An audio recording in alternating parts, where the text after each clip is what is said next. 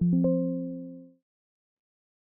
Class 10th, अगर ऐसा हो कि आपको बोर्ड में आए हुए पिछले 10 सालों के क्वेश्चंस एक साथ मिल जाएं और वो क्वेश्चंस करके आप जब बोर्ड का एग्जाम दो और वही क्वेश्चंस आपको पेपर में मिल जाएं। दिस इज पारस अरोरा, हम यही करने जा रहे हैं। We are starting from the chapter number 3, that is linear equations of two variables. चलिए हम स्टार्ट करते हैं बोर्ड में आए हुए क्वेश्चंस। वीडियो बहुत इंपॉर्टेंट है, लास्ट तक देखिएगा। सबसे पहले हम बात करेंगे व्हाट इज लीनियर इक्वेशन। देखो, लीनियर इक्वेशन का मतलब है जिसमें आपकी जो जनरल फॉर्म ऑफ इक्वेशन, देखो पहले ये होती है, जैसे मैं आपको एक एग्जांपल से समझाता हूं कि 3x plus 4y is equals to 7, जैसे एक ये इक्वेशन है। तो अब इसमें हमारे पास वेरिएबल कितने हैं? 2 वेरिएबल्स। आप लोगों को पता है ये जो एबीसीडी वाले लेटर्स वाले फॉर्म में होते हैं, ये वेरिएबल्स होते हैं जिनकी वैल्यूज चेंज होती रहती है, वेरी करती रहती है, इसीलिए वेरिएबल कहते हैं। अब हमारे पास 2 वेरिएबल है और उनकी डिग्री 1 है। तो जब हमारे पास डिग्री 1 हो तो उसी को हम कहते हैं लीनियर इक्वेशन। ठीक है, वेरिएबल की डिग्री जब हमारे पास 1 हो। नाउ चैप्टर में यही है कि आपको दो इक्वेशंस होंगी। पेयर ऑफ लीनियर इक्वेशन का मतलब है दो लीनियर इक्वेशंस होंगी, उसमें कुछ कंडीशंस हमें ध्यान रखनी है और इक्वेशन को सोल्व करना सीखना है। अब जो सबसे पहले है, एक ग्राफिकल मेथड है, ग्राफ बनाएंगे, इंटरप्रेट करेंगे उसे, और कहां पे वो कट कर रहा है ये चेक करके आंसर निकालेंगे। ठीक है, सॉल्यूशन निकालेंगे बेसिकली। दूसरा मैं आपको बताता चलता हूँ साथ साथ। ठीक है, ग्राफ वाला मेथड, ग्राफिकल। फिर हम लोगों ने सब्स्टिट्यूशन और एलिमिनेशन देखा। ये हमारे पास मेथड है, substitution and elimination. Before I start the question, मैं थोड़ा सा आपको चैप्टर के बारे में बता रहा हूँ कि आप चैप्टर में सीखोगे क्या, फिर हम क्वेश्चन स्टार्ट कर रहे हैं। ये आपके लिए मैं भर भर के क्वेश्चन लाया हूँ 2023 2024 के, बढ़िया बढ़िया इंपॉर्टेंट इंपॉर्टेंट क्वेश्चन। ठीक है, चलिए। सबसे पहले ये कंडीशन है कि अगर हमारे पास दो लीनियर इक्वेशन हो और एक पॉइंट पे कहीं पे इंटरसेक्ट कर रही हो, तो this is the condition for intersecting, या this is the condition for unique solution. Unique solution भी इसी को कहते हैं कि एक पॉइंट पे, एक यूनिक पॉइंट पे दोनों इक्वेशंस कट कर रही हैं। ठीक है, अगर दोनों लाइन पैरेलल है, पैरेलल आप लोगों को पता है ये पैरेलल होती हैं ऐसे, जो कभी मिलती नहीं है। ठीक है, they never meet each other, parallel lines. तो they have no solution. Here it is the condition for no solution और पैरेलल। ठीक है, और एक होता है मैनी सॉल्यूशन, इनफाइनाइट सॉल्यूशन, जिसमें लाइन के ऊपर, एक लाइन के ऊपर दूसरी लाइन हो जाए।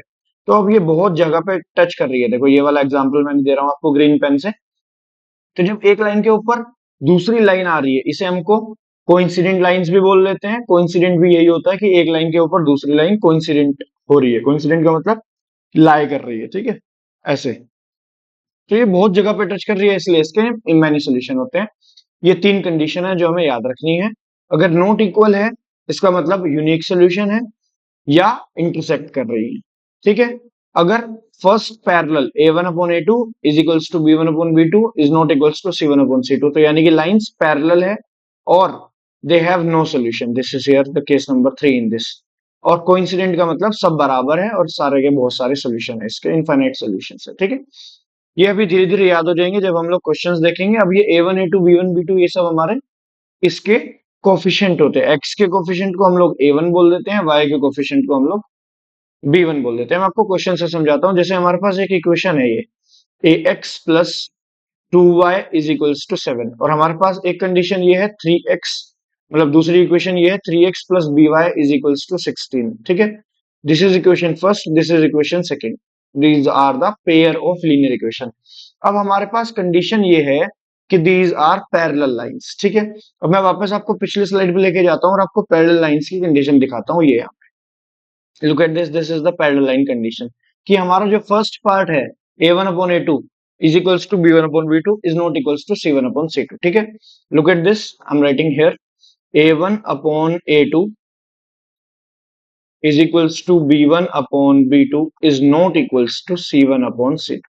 ठीक है, अब ये वाला जो पार्ट है, लुक एट दिस कंडीशन, ये जो है this is a1 upon a2 a upon 3, this is b1 upon b2। ठीक है, and this is your c1 upon c2। Actually में तो हमें -7 -16 लिख लेना चाहिए, बट क्योंकि ये तो दोनों इधर हो, देखो लुक एट दिस, यहाँ पे हमारा c1 c2 प्लस c1 और प्लस c2 था, तो या तो हम लोग ऐसा कर लें कि 7 को इधर ले आए और -7 इज इक्वल्स टू 0 करें, बट उससे भी तो दोनों में माइनस आएगा, ये वाला भी तो इधर जाएगा, राइट। तो हम लोग उसकी जगह पे यहाँ पे 7 और 16 ले सकते हैं, कोई प्रॉब्लम नहीं है, क्योंकि तब भी माइनस कैंसिल आउट हो ही जाएगा, ठीक है। चलिए हम इसे फर्दर सोल्व करते हैं। ये हमारे पास बनेगा a/3 that is equals to 2/b, ये मैं कंडीशन सामने इस इन इक्वेशन से उठा रहा हूँ, and which is not equals to 7/16। अब हम इन दोनों को सोल्व करके यहाँ पे अपना आंसर निकाल लेंगे। सो अगर मैंने ये a/3 और 2/b लिया, तो क्रॉस मल्टीप्लाई से ab की वैल्यू 6 आ जाएगी, and here it is the a b part ab is equals to 6, ठीक है।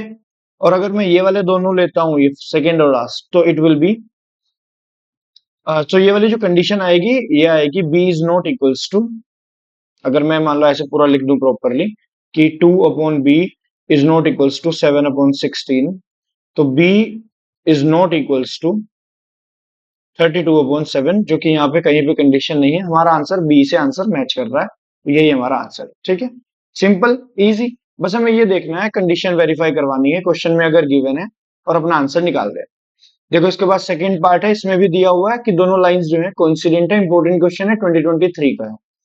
पहले मैं कंडीशन लिख लेता हूँ 3x, सॉरी इक्वेशन लिख लेता हूँ 3x minus y plus 8 is equals to 0, और नेक्स्ट है हमारे पास 6x minus r y plus 16 is equals to 0, और these are coincident line. Coincident मैंने बताया था जिसमें हमारे पास लाइन के ऊपर लाइन होती है, और हमारे पास बहुत सारे सॉल्यूशंस होते हैं, इनफाइनाइटली मेनी सॉल्यूशंस होते हैं। मैं आपको दिखा देता हूँ हियर, ये लास्ट वाला जो पार्ट है, और सारे पार्ट इक्वल होते हैं, a1/a2 is equals to b1/b2 is equals to c1/c2। Here a1/a2 b1/b2 c1/c2 ये होता है। और जैसे कि मैंने आपको अभी बताया था लास्ट क्वेश्चन में कि ये हमारा a1/a2 x का कोफिशिएंट निकल जाएगा, y का कोफिशिएंट हम लोग साइन के साथ लेंगे, यहाँ पे कुछ नहीं है, यहाँ पे हम 1 लेंगे, 1y। तो हमारी जो कंडीशन आएगी वो ये आएगी 3/6 is equals to -1/-r is equals to 8/16। यहां से हम लोग किसी भी पार्ट को सोल्व करके r की वैल्यू निकाल देंगे। तो अगर मैं क्रॉस मल्टीप्लाई करता हूं, इट विल बी, अगर मैं माइनस यहीं पे कट कर दूं, तो it will be +3r is equals to 6, and यहां से कटिंग हो जाएगी, r is equals to 6/3, so the answer is coming 2। अब now you can match your answer easily, answer is coming D, ठीक है, this is the answer D. Easy, very easy, और ये free का आपको 1 नंबर देके जाता है, ठीक है। अभी हम लोग स्टार्टिंग के एमसीक्यूज कर रहे हैं, क्वेश्चंस बहुत इजी हैं, बट जैसे जैसे हम लोग लेवल अप करेंगे, जैसे एमसीक्यू खत्म हो जाएंगे, 2-2 मार्क्स के क्वेश्चन यहाँ से शुरू हो जाएंगे, जिसमें हमें ग्राफ भी बनाना पड़ सकता है, डिपेंड्स ऑन द क्वेश्चन। हम लोग इसके बाद ये वाले क्वेश्चंस देखेंगे, मैं टोटल क्वेश्चंस जितने इकट्ठे करके लेके आया हूँ, look at this, graphically solve करना, जो अभी मैंने क्वेश्चंस की बात की है। उसके बाद हमारे पास इक्वेशंस भी आएंगी, ये स्टेटमेंट वाले क्वेश्चंस भी आएंगे जिन्हें हमें मेथड से सोल्व करना पड़ेगा, ग्राफ वाले क्वेश्चंस भी आएंगे, केस स्टडीज भी मैं लेकर आया हूं, तो आप लोगों को नेक्स्ट पार्ट्स में वीडियोस में मिलेगा, ठीक है। मैं आपको एक बार क्वेश्चंस दिखा रहा हूँ, ये देखो, ये जो है स्टेटमेंट वाला क्वेश्चन है, न्यूमरेटर और डिनोमिनेटर के फ्रैक्शन वाला, इजी टू हार्डेस्ट, सब हम लोग देखेंगे। वीडियो के साथ बने रहो, चैनल पे नए हो चैनल को सब्सक्राइब कर दो। और जैसे कि मैंने बताया, क्वेश्चन सारे बहुत ज्यादा इंपॉर्टेंट है, पिछले हमने 10 सालों के क्वेश्चन इकट्ठे करके लेके आया हूं, और यही क्वेश्चंस आपको बोर्ड में मिलेंगे 101%, ठीक है। सो hit the subscribe, share with your friends. Next question देखेंगे हम लोग, पहले एमसीक्यू इस वीडियो में खत्म कर देंगे, देयर आर 4 क्वेश्चंस, उसके बाद हम लोग नेक्स्ट पार्ट में मिलेंगे आपको बाकी के क्वेश्चंस के साथ। पहले मैं इसमें से इक्वेशन लिख रहा हूं और इसे इधर लेके जा रहा हूं सब, तो मैं इक्वेशन ही सही करके लिख रहा हूं। देखो, it will be 2x minus 5y minus 6 is equals to 0, ठीक है। सेकेंड इक्वेशन को मैं थोड़ा सा सही करके लिख रहा हूं, it will B, I am taking just a minute, इसके थोड़ी सी थिकनेस कम कर लेते हैं, बहुत ज्यादा बोल्ड लिखा जा रहा है यहाँ से। It will B 6x minus 15y minus 18। मैंने क्या किया है, इस 15y को इधर की साइड ले गया, बाकी सारा सेम है। ऐसा मैंने इसलिए किया ताकि ये कंडीशन जो है हमारी a1x इसके साथ मैच कर जाए, a1x plus b1y, I think it must not be visible because I will be here, a1x plus b1y plus c1 is equals to 0, ठीक है। यहां से हम लोग मैच कर लेंगे। अब क्वेश्चंस में क्या गिवन है, हमें बताना है कि लाइंस इंटरसेक्टिंग है, लाइंस पैरेलल है, या लाइंस कोइंसिडेंट है, या लाइंस या तो इंटरसेक्टिंग या तो पैरेलल है। ये तो क्वेश्चन में हो ही नहीं सकता कि इंटरसेक्टिंग और पैरेलल में इधर आ जाए। ठीक है, हमें फर्स्ट थ्री में से ही मार्क करना है। वेल, हमारे पास जो कंडीशन है, हम लोग आते हैं यहाँ पे a1 अपॉन a2 की वैल्यू फाइंड करते हैं, b1 अपॉन b2 की वैल्यू फाइंड करते हैं, c1 अपॉन c2 की। देखो वैसे अगर आपको एमसीक्यू ही करना है तो मैं कहूंगा आप टाइम बचाओ और डायरेक्टली ऐसे ही उठा लो, 2 3 जा 6, 5 3 जा 15, 6 3 जा 18, और साथ साथ ये भी देख लो कि 3 जा तो हो ही रहा है, मल्टीप्लाई 3 तो हो ही रही है, साथ साथ साइन भी देख लो, minus minus same sign, minus minus same sign. So the answer is C part, coincident. क्योंकि ऐसा सिर्फ तभी होता है जब ये इक्वल हो, C1 अपॉन C2। और ये जो है कंडीशन, ये कोइंसिडेंट की कंडीशन होती है। हमने अभी अभी लास्ट क्वेश्चन में यही देखा था, जिसे हमने इन्फिनिटली मेनी सॉल्यूशंस वाले पार्ट में भी देखा था। ठीक है, so the answer is the C part. इसमें कोई दो राय नहीं है, क्योंकि देखो साइन भी हमारे साथ मैच हो रहे हैं perfectly proper. 2/6 is equals to 5/15। यहाँ पे भी हमारे पास ये कट के 1/3 आएगा, 1/3 आएगा। और अगर मैं C1/C2 भी देखूं, -6/-18, तो हमारे पास it will be 1/3, 1/3, 1/3, that's it, है ना। तो ये बराबर आ रहे हैं, कोइंसिडेंट की कंडीशन है। ये आपको करना नहीं है, ये जो मैंने आपको समझाया है, सिखाया है, एमसीक्यू के लिए तो बिल्कुल भी नहीं करना, आपको टाइम बचाना है। सिर्फ इक्वेशन को सीधी करके लिख लेनी है, ये वाला पार्ट। उसके बाद यहीं पे देख लो कि मल्टीप्लाई बाय 3 हो रही है, मतलब किसका इफेक्ट हो रहा है, मल्टीप्लाई बाय 3 और मल्टीप्लाई बाय 4 और वट एवर। साइन के साथ, साइन भी ध्यान रखना, क्योंकि कभी कभी एक साइन चेंज कर सकता है पूरे क्वेश्चन के आंसर, कि माइनस प्लस तो नहीं है, अगर है तो सब में है क्या, ये चीज देखनी है। अदरवाइज प्रॉपरली लिख के सारा मैच करके ऐसे प्रॉपरली डिटेल में जाओ, 1 मिनट एक्स्ट्रा लगेगा, but it will save your marks. ऐसा हो जाता है जल्दी जल्दी में हम लोग गलत मार्क कर देते हैं, और वो 1 नंबर हमारा खराब हो जाता है, जो कि फ्री का नंबर है। देखो बहुत इजी क्वेश्चन था ना ये। Look at this next question. Condition हमारे पास थोड़ी सी डिफरेंट है, 3/3x/2 इस तरह से फ्रैक्शन में है। कोई बात नहीं, मैं आपको बताऊंगा इसके लिए भी हम लोगों को क्या करना है। Plus 5/3y is equals to 7। ये हमारी यहाँ पे फर्स्ट कंडीशन है। ठीक है, सेकेंड कंडीशन में लिख रहा हूं with the red, it is 9x plus 10y is equals to 14। ठीक है, दोनों इक्वल्स टू के इधर है। चाहो तो आप इसे ऐसे लिख सकते थे कि आप लोग इसे -14 इज इक्वल्स टू 0 और इसे -7 इज इक्वल्स टू 0 ऐसे भी लिख सकते थे, एक ही बात है, क्योंकि माइनस माइनस कट ही जाना। ठीक है, अब मैं आप लोगों को क्या कह रहा हूं, जब आपको ऐसे फ्रैक्शन बेस्ड में मिले तो अपनी साइड से इसे भी फ्रैक्शन बना लो, जिसके नीचे कुछ नहीं है उसके नीचे 1 है। ठीक है, यहाँ पे भी आप लोग, इसके तो जरूरत भी नहीं थी 7 के नीचे 14 के नीचे, तो ठीक है, ये फ्रैक्शंस में थे तो आप लोगों को इधर भी फ्रैक्शन बना लेना है, ताकि जब आप सोल्व करो तो आपका आंसर प्रॉपर आए। अब आप लोगों को क्या करना है, कंडीशन मैच करनी है। कंडीशन में हम लोग इनके फ्रैक्शंस का रेशियो लेते हैं। ठीक है, अब क्योंकि हमें तो सिर्फ आंसर निकालना है, we will not write the condition, directly match करते हैं, डायरेक्टली आंसर्स करने की कोशिश करते हैं। ठीक है, हम लोगों को ये करना है कि सबसे पहले 3/2 लिख लो, उसके नीचे 9/1 लिख लो, ऐसे। अब इधर 5/3 लिख लो, यानी कि B1, और यहाँ पे 10/1 लिख लो, यानी कि B2, और यहाँ पे -7/-14 ये लिख लो। ठीक है, यहाँ पे जब हम ध्यान से देखेंगे तो ये जो मिडिल टर्म्स हैं इनकी मल्टीप्लीकेशन होती है, और ये जो एक्सट्रीम टर्म्स हैं इनकी मल्टीप्लीकेशन होती है। It will become 3/18, right. यहाँ पे मैं साइड में आपको शो कर रहा हूँ, इट विल बिकम 3/18, क्योंकि 9 2 18 हो जाएगा। अगर मैं कट भी करूंगा तो 1/6 हो जाएगा मैक्सिमम, अगर मैं सिंपलेस्ट में जाता हूँ। ये यहाँ पे इधर ऐसे मल्टीप्लाई हो जाएगी, 5 की 1 के साथ हो जाएगी, इट विल बी 5/30, 10 3 जा 30। सिंपलेस्ट करूंगा तो ये भी यहाँ पे 1/6, 5 6 जा 30।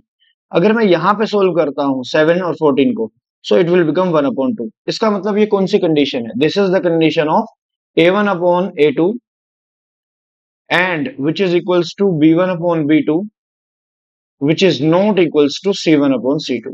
All right, look at this.